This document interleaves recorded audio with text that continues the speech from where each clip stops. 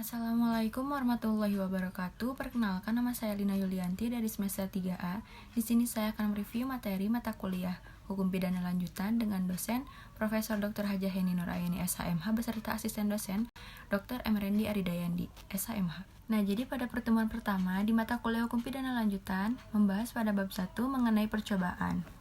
Jadi, percobaan di sini yaitu percobaan adalah bukan perbuatan yang dapat berdiri sendiri karena bergantung kepada tindak pidana yang dilakukan oleh pelaku tindak pidana. Nah, lalu percobaan diatur pada pasal 53 dan 54 bab 4 buku 1 KUHP. Jadi pada pasal 53 KUHP ayat 1, mencoba melakukan kejahatan di pidana jika niat untuk itu telah ternyata dari adanya permulaan pelaksanaan bukan semata-mata disebabkan karena kehendak sendiri. Nah, lalu ayat 2, maksimum pidana pokok terhadap kejahatan dalam hal percobaan dapat dikurangi sepertiga.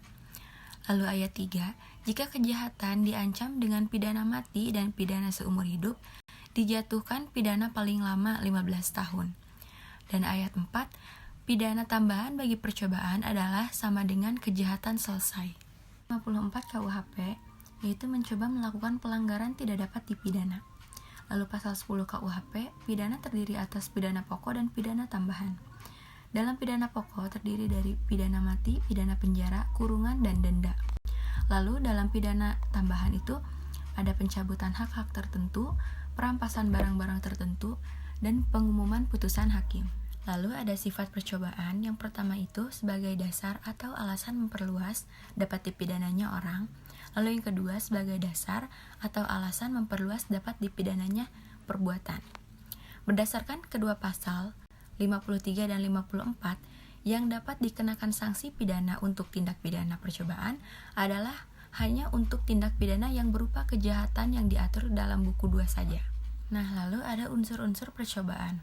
Yang pertama itu adanya niat, lalu adanya permulaan pelaksanaan, dan yang ketiga itu pelaksanaan tidak selesai bukan karena kehendak sendiri.